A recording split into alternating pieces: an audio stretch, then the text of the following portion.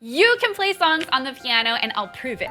I'll show you right now that it's possible. So sit with me for just 2 minutes and we'll get started.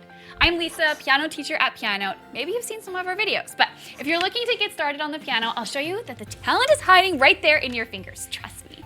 All right, so let's take a look at the keyboard. We've got white keys and black keys, and the black keys have a pattern. Look, group of 2, 3, 2, 3, 2, 3, and this will help us to orientate ourselves on the keyboard. So if you look at a group of 2 black keys and go down just a little bit from here, we've got the letter C, or the note C. So up from C we have D, E, F, G. Now the musical alphabet doesn't go past G. We go A, B, and C, and look at that!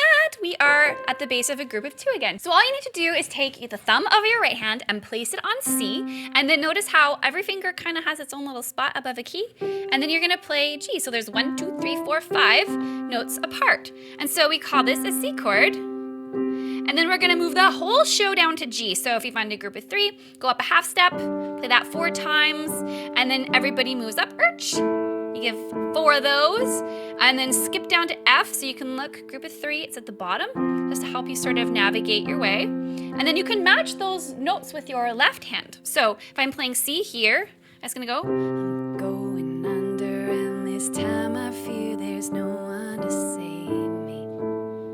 And look at that, you're already playing songs. And so this is just the start. I just wanted you to see for yourself that you can do this. And if you can do this from watching just this one video, imagine what else is possible. Click the button to sign up for a free piano course with me, and I'll teach you how to play 3 beautiful songs. You don't need a credit card, just enter your email and I'll send you your free lessons. So let's keep this momentum going. Click the link and I'll see you in your next lesson.